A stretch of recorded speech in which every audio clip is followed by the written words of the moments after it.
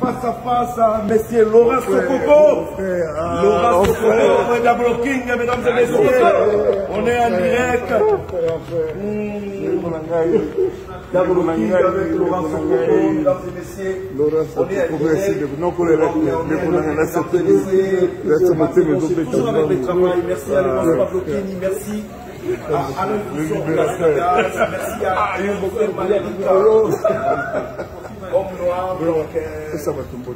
merci beaucoup. Président a caché la terre, pas au Mokozi, n'a pas à Luanda, aïe pas tout signé un contrat à Arena. Aïe spécialement pas tout signé un contrat. Il y a Laura Sogo, maintenant il faudra bien un petit Laura pour un colonel au Mexique. C'est ça. Il y a un petit Sogo. C'est un grand libérateur. C'est un grand libérateur. Mais le reste des Senghor, on a sous Laura Sogo. Le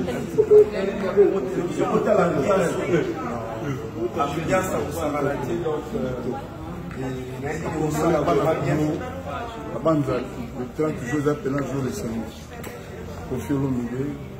Sokoko Laurent pour dans le coup on a liberté à Congolais nyonso y compris bato avec la musique bongo ok eza bongo ndenge nalobaki miziki ezongi na poto premier conseil ezali attaché la vie à Kofi Olomide oyo beta bape ezali na histoire ya Angola drapeau ya Angola epepa na kati ya Europe mpona makambo tali culture Sangaï dans le drapeau à Congo et vous allez essayer de. Est-ce que quand vous allez au Babou, vous allez